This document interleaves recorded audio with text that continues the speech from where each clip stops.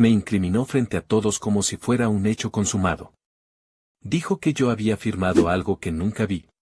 Y una sola fecha en un archivo ridículo lo dejó sin palabras. Yo, Ana, de 34 años, nunca imaginé que mi vida profesional pudiera romperse en una reunión de equipo y que lo que me salvaría sería algo tan pequeño como una fecha en un archivo. Todo empezó en la sala grande, con la pantalla encendida y el resto del equipo mirando.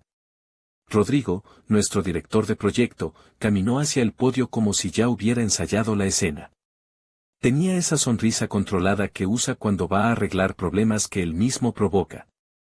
Necesito hablar de un asunto serio, dijo, y la sala se quedó fría. Hemos detectado una irregularidad en el contrato con uno de nuestros clientes más importantes. El documento tiene una firma mía, una firma tuya. Ana. Y la fecha de esa firma no coincide con lo que aparece en nuestros registros. Miró a los demás y, con voz más firme, añadió, hay pruebas de que alguien modificó el documento y lo envió como definitivo. Hasta ahora, todo apunta a que fue ella. Sentí que el mundo se me hacía pequeño. ¿Qué dices? Alcé la voz más de lo que quería. La gente me miraba, algunos con sorpresa, otros con pena. Noté a Renata al final de la sala, con las manos apretadas como si tuviera miedo de desmoronarse. Renata y yo habíamos trabajado en esa cuenta desde el principio, ella era la única que me miró con ojos que no pedían explicaciones, solo presencia. Rodrigo proyectó el PDF en la pantalla. Aquí está la versión final. Firma y fecha visibles. Ana, estas son tus iniciales, señaló con un láser y la sala imitó la tensión del puntero. Le pedí verlo de cerca, él lo dejó en la mesa del podio y retrocedió con ese aire de juez. Cuando tomé el portátil, la página parecía la misma que habíamos enviado en borrador la semana anterior. Y allí, en un rincón del documento, una fecha. No recuerdo haberlo enviado, dije. Y esa firma no. Él me interrumpió. No recuerdo haber visto esto en borrador, dijo. No tiene sentido. La evidencia técnica coincide, hubo un envío desde tu cuenta corporativa con ese archivo. Eso tiene consecuencias. 6 palabras y la sala se convirtió en un tribunal. Consecuencias, escuché mi voz quebrada. ¿Vas a acusarme delante de todo el equipo sin revisarlo? Le pedí a HR, que estaba presente, que no tomaran medidas precipitadas. Marta, de Recursos Humanos, apretó los labios. Su mascota neutralidad parecía más una falta de voluntad. Después de la reunión, me dejaron en la mesa como si fuera una bomba sin permisos.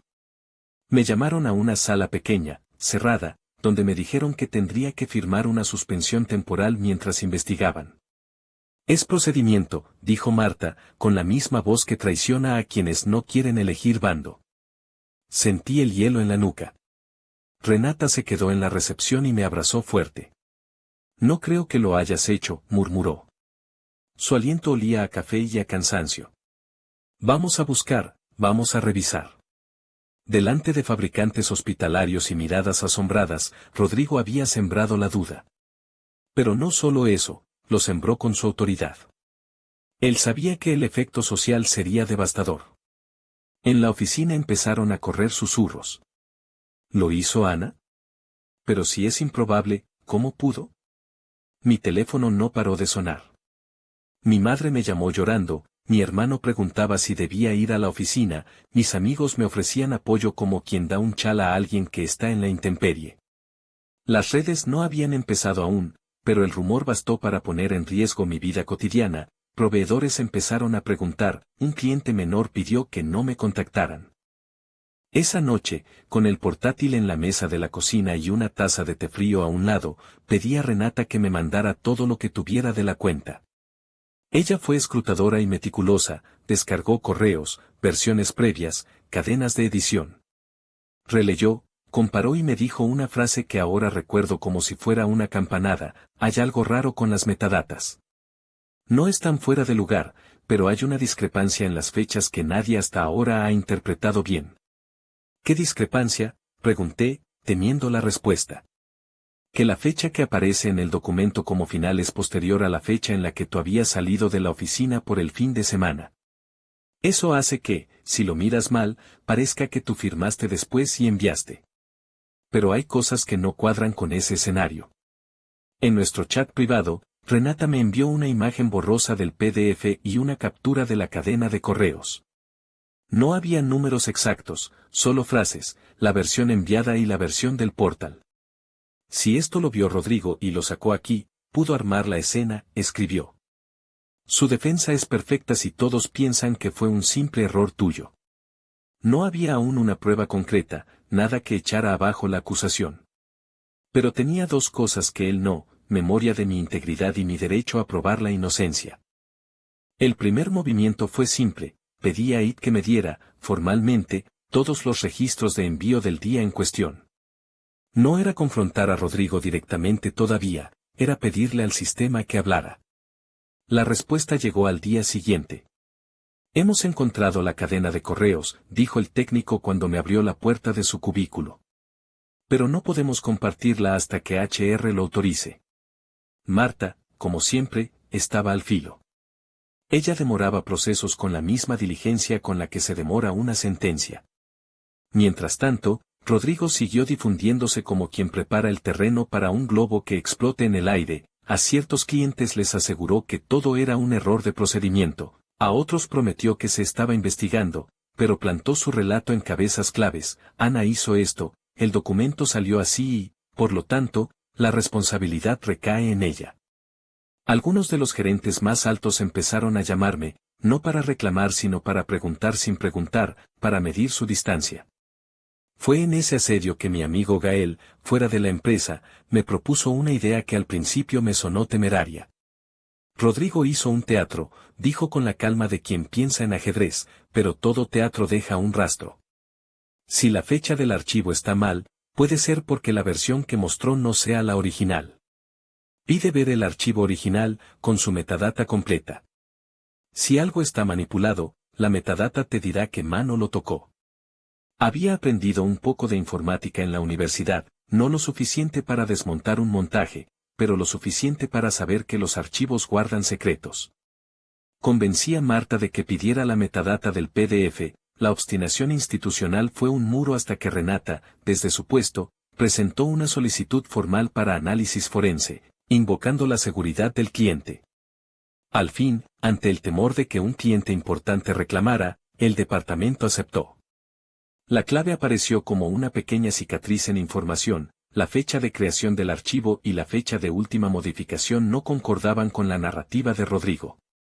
La versión que rodó por la oficina como final aparecía como creada en un momento en el que yo no estaba en la oficina, sí, pero la última modificación la había hecho alguien con acceso administrativo. Acceso administrativo era el tipo de privilegio que tenía Rodrigo. En la carpeta de seguridad, los registros mostraban que esa modificación había sido subida desde la estación de Rodrigo. Cuando le llevamos eso a HR, Marta tuvo que mirar a los ojos del que hasta hace poco era su protegido. Rodrigo, ¿puedes explicar por qué tu estación muestra actividad en ese archivo?, preguntó. Él intentó sonreír. Es normal que alguien con mis responsabilidades ajuste documentos para cerrar entregables. No veo el problema. Su cara, sin embargo, era otra, los gestos se le habían tensado. Pedí hablar con él en privado. Quería confrontarlo sin platear aún todo, ver si había un resquicio de arrepentimiento o miedo. Me llevó a su despacho, cerrado, con olor a colonia y a papeles caros. Ana, lo siento si te afectó todo esto, dijo primero. Su voz intentó suavizar. No era mi intención humillarte. Pero su boca decía lo que su arrogancia negaba. Entonces, explícame por qué tu equipo editó el archivo desde tu estación y por qué lo proyectaste como si tú lo hubieras detectado en mi cuenta, dije con calma. Rodrigo me miró, pestañeó y puso la mejor cara de inocencia. Eso puede ser un error en los logs. Son sistemas complejos.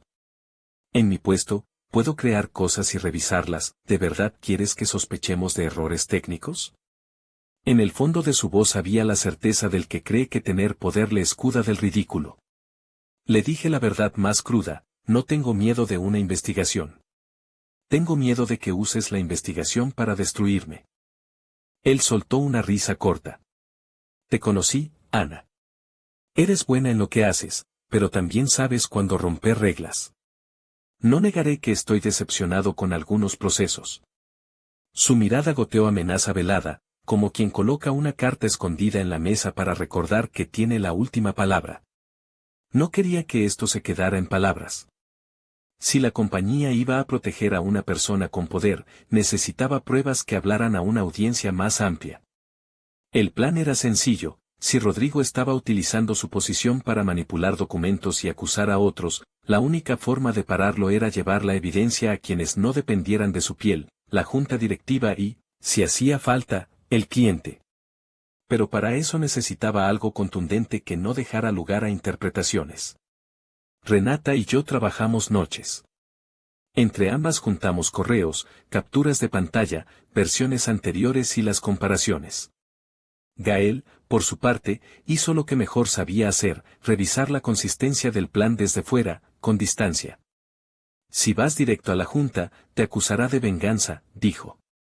Si vas al cliente sin pasar por la empresa, puedes provocar un escándalo institucional. Hazlo con calma y tiempo. Un correo con copia a la junta y al cliente muestra que no estás ocultando nada. Así lo hicimos. Preparé un documento, no largo, pero sí claro. Mostré la cadena de correo con las versiones, la metadata del PDF, el registro de accesos a la estación de Rodrigo, y una cronología honesta de mis movimientos. Lo envié con copia a Marta, a 3 miembros de la junta a los que había conocido en eventos, y al punto de contacto del cliente implicado. Solté el botón de enviar con el estómago en la garganta. La respuesta vino rápido. La junta convocó una reunión extraordinaria. De pronto, Rodrigo dejó de hablar en tono de acusador y empezó a cavar defensas. Procedamos con calma, dijo. Pero su calma era como un vaso que se sostiene a duras penas antes de romperse. En la reunión, presenté todo. No me enorgullece pensar en el momento, pero recuerdo como cada diapositiva era una pequeña escuela de justicia: pruebas, fechas, coincidencias. No usé palabras grandes ni teatralidad. Esto demuestra que el archivo que se mostró como final fue modificado desde una estación con privilegios. Eso coincide con su acceso, Rodrigo. Dije su nombre con la serenidad de quien tira una piedra y espera que alcance su blanco. La sala se quedó en silencio. Vi a Marta luchar con su neutralidad, vi a algunos de los directores fruncir el ceño. Rodrigo intentó explicar: la firma pudo haberse escaneado por error, pudo haber sido un error de procedimientos, pero las piezas ya no encajaban en su historia. El documento hablaba. En ese momento ocurrió algo que no esperaba: la junta sacó a la luz otra investigación. No era solo sobre mí. Había recibido preocupantes señalamientos de discrepancias en facturas y gastos en la cuenta que él manejaba. Un miembro del comité de auditoría, que hasta entonces había permanecido callado, habló con voz lisa y dijo: esto no es un caso aislado. Hemos detectado movimientos que requieren revisión. La conducta de manipular documentos para encubrir errores o pérdidas es motivo de una investigación más amplia. Rodrigo palideció. El castillo de cartas que había levantado para proteger su imagen se vino abajo con la fuerza de un viento que no perdona. La venganza, cuando llegó, no fue un acto teatral mío. No hice un sermón ni grabé una confesión. Fue el proceso lógico de la evidencia. La junta ordenó una auditoría completa, no solo para mí, sino para todas las cuentas en las que Rodrigo había tenido intervención directa. El resultado no fue inmediato, pero sí devastador. Se encontraron irregularidades, conflictos de interés y, en algunos casos, facturas infladas que beneficiaban a empresas relacionadas con proveedores que también estaban vinculados a su círculo. La compañía lo suspendió y, semanas después, su renuncia apareció en un comunicado sobre el que prefiero no abundar. Mientras tanto, la vida no volvió a la normalidad para mí de inmediato. La máquina de los rumores había hecho su trabajo. Hubo clientes que buscaron distancia, colegas que dudaron durante meses. Mi currículum quedó marcado por una investigación que, aunque terminó a mi favor, llevó tiempo limpiar. La empresa ofreció disculpas públicas privadas y un reconocimiento a mi integridad, pero ese gesto vino acompañado de una oferta de salida que, en el fondo, era un intento de que el asunto terminara sin más ruidos. No quise esa salida forzada. Quise justicia en mi nombre. Decidí quedarme hasta que se hiciera una reparación real. Pedí el restablecimiento de mi cargo y la limpieza de mi expediente interno. La presión externa continuó, algunos medios locales comenzaron a preguntar, otros compartieron versiones amarillistas. Las redes sociales arrastraron la historia en una ola curiosa, y hubo quienes celebraron mi inocencia como una victoria personal. Mi familia respiró aliviada, pero yo no quería celebraciones. Quería que lo ocurrido sirviera para algo más, que la compañía revisara políticas, privilegios y procesos que permiten que una sola persona abuse de su posición y construya relatos a costa de terceros. En la última reunión de equipo donde participé, Rodrigo no estaba. En su lugar, un nuevo director entró con una carpeta de procedimientos renovados y una disculpa institucional que tenía la firmeza de la palabra de vida. La oficina olió a renovación forzada. Algunos me miraban con una mezcla de admiración y distancia, otros, los que se habían dejado llevar por el rumor, parecían avergonzados por la facilidad con la que habían aceptado una versión interesada. No soy de creer en la justicia que cae como castigo romántico. La justicia, pensé, es trabajo lento y exhaustivo. Fue eso lo que me salvó, el trabajo minucioso de juntar evidencias pequeñas, aparentemente inocuas, hasta que formaron un mapa. Esa noche en la sala, cuando Rodrigo me señaló y dijo que todo apuntaba a mí, lo que me salvó no fue mi palabra, sino los pequeños rastros digitales que él creyó que nadie notaría. Actualización: después de que la Junta publicara su informe interno, la empresa implementó cambios de control de acceso, revisión de logs y un canal de denuncias anónimo. Algunas personas que fueron cómplices indirectos de la manipulación prefirieron renunciar antes que enfrentar una investigación. Yo acepté una oferta para liderar la revisión de procesos, quería aplicar lo aprendido. No lo hice por venganza, lo hice para que nadie más tuviera que pasar por lo que yo pasé. Al final, el daño más real no fue la humillación pública, aunque dolió, sino la erosión de la confianza. Aprendí a reconstruirla con trabajo, con transparencia, y con la compañía de quienes, como Renata y Gael, no me abandonaron cuando la duda era la marea dominante. Aprendí, también, que las personas con poder pueden explotar narrativas y que hay que exigir siempre que las narrativas vayan respaldadas por pruebas sólidas. No guardo alegría por la caída de Rodrigo. Guardé rabia, a veces, y la usé para insistir en la verdad.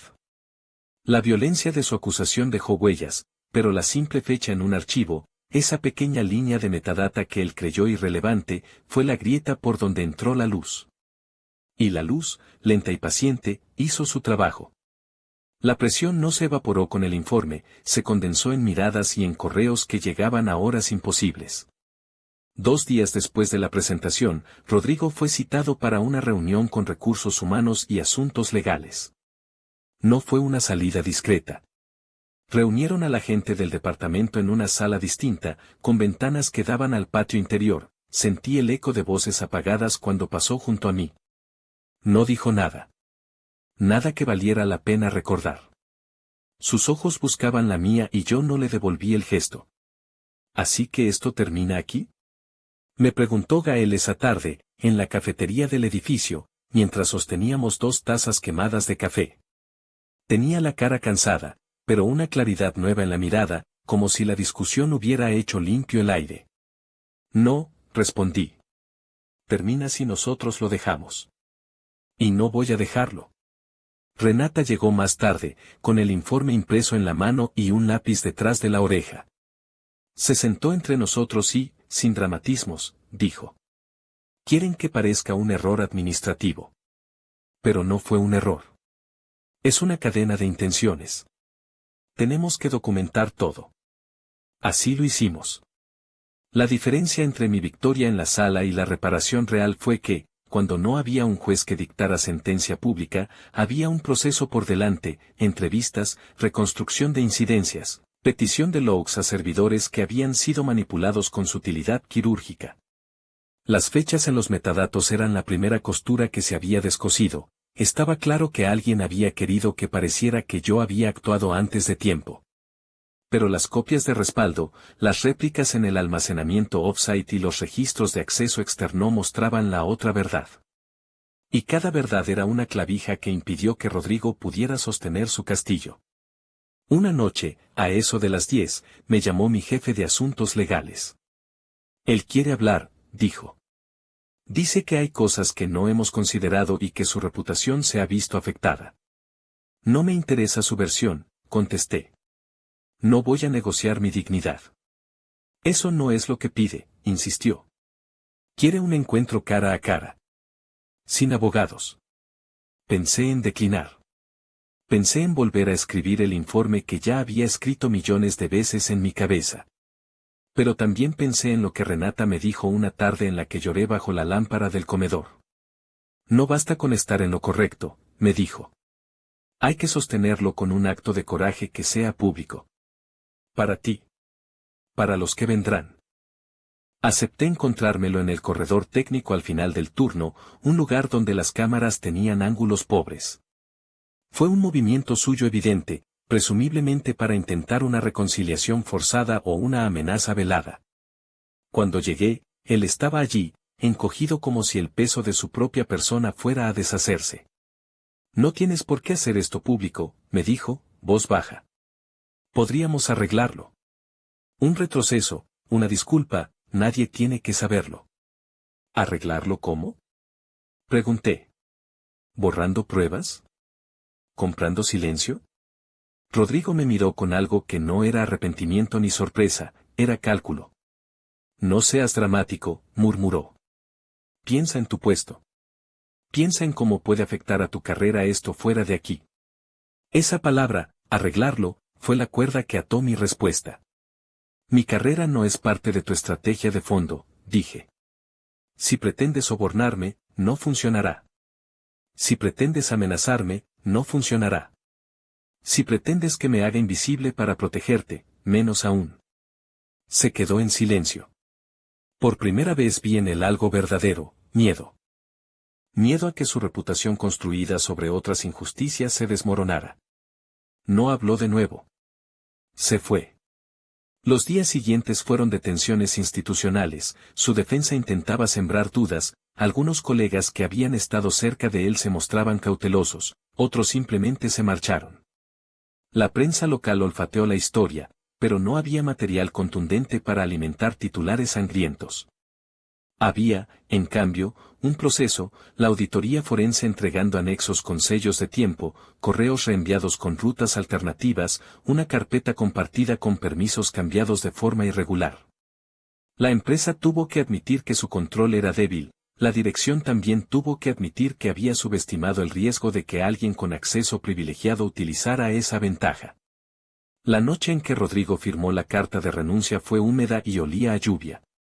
Me lo encontré en el estacionamiento, la espalda jugueteando con la pared de concreto. No le vi el gesto de superioridad. Solo estaba cansado.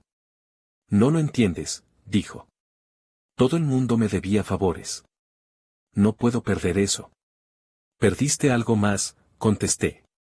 Perdiste la confianza de la gente que importaba. Eso no se arregla con favores. Cerró los ojos y, por un segundo, vi un hombre que se había construido con piezas ajenas. Se fue. No le grité, no sería una revancha catártica. Era solo el final de un capítulo. Con su salida, empezó mi trabajo real, la reconstrucción.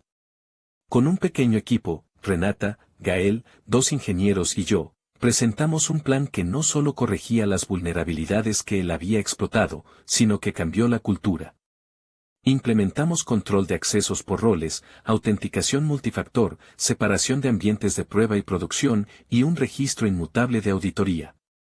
Montamos un sistema de alertas que generaba tickets automáticos para cualquier cambio en las configuraciones críticas y un canal de denuncias anónimo gestionado por un tercero. Hicimos una capacitación para todo el personal. Recuerdo a Alicia, del marketing, que se sentó al frente y preguntó con voz temblorosa. ¿Cómo dejo de tener miedo de que esto pase otra vez? Renata contestó, con la paciencia que solo tiene quien ha visto crecer una herida hasta cerrarla. Creando hábitos. Hablando cuando algo te parece raro. protegiendo a los que levantan la mano. Y no normalizando la impunidad. Hubo resistencia. Alguien sugirió que la autenticación adicional sería un estorbo. Otro insistió en que todo esto costaría tiempo y dinero. Defendí cada punto con la misma calma de quien no quiere volver a ser invisible. No lo hice desde la ira, lo hice desde la responsabilidad. Mientras tanto, con Gael, la reparación fue otra cosa. No solo era la red que tejíamos en el trabajo, era la red que me sostenía en lo íntimo. Una tarde, después de una larga jornada, caminamos por la ribera del río. Las luces de la ciudad se descomponían en el agua y el frío nos obligó a abrazarnos. Pensé que no podrías confiar en nadie nunca más, dijo él, apoyando la cabeza en mi hombro. Pensé lo mismo, admití. Pero tú estuviste. Eso hizo la diferencia. No quiero que te sientas sola con esto, dijo. A veces el coraje también es elegir quedarse. Me besó como quien pone un voto, no fue teatral, fue cierto. No curó todo, las cicatrices seguían ahí, pero fue un comienzo. Con Renata, celebramos con una botella de vino barato una noche en la que nos reímos hasta que nos dolió la barriga. Hicimos una lista de pequeñas cosas para recuperar la confianza, desayunos los sábados, llamadas sin propósito y señales para pedir ayuda cuando la jornada fuera insoportable. El trabajo siguió siendo lento. Las iniciativas tecnológicas tardaron semanas en desplegarse y meses en madurar. Hubo auditorías externas y algunos proveedores cuestionaron los nuevos requisitos. Algunos excompañeros nos miraban con distancia prudente. Nada de eso borraba lo que había pasado, pero había algo que había cambiado irrevocablemente, ya no podíamos permitirnos creer que la apariencia bastaba para sostener la justicia. Un año después, cuando hicimos una revisión de impacto para presentar a la Junta, leí en voz alta los resultados: menos incidentes, mayor reporte de anomalías, tiempos de respuesta reducidos. Cerré la carpeta y miré a la sala. Había rostros nuevos, algunos viejos y uno o dos que todavía recordaban la noche en la sala donde todo comenzó. No es perfecto, dije. Pero mejor. Y eso es responsabilidad de todos. Salimos a la calle juntos. La ciudad estaba fría y húmeda, pero el aire no tenía la densidad de la sospecha. Renata y Gael caminaban a mi lado y, sin proponérmelo, nos cogimos de las manos. No fue un gesto triunfal, fue uno de esos gestos que dicen: estamos aquí, seguimos aquí, y vamos a seguir trabajando para que nadie tenga que demostrar su inocencia con una fecha en un archivo. La sensación no era de victoria rotunda, era de cautela activa, de una esperanza que se construye día a día. Me gustaba esa idea, que la justicia, como el amor, necesita cuidados constantes. Y ahora que tenía la oportunidad de dirigir ese cuidado, no pensaba desperdiciarla.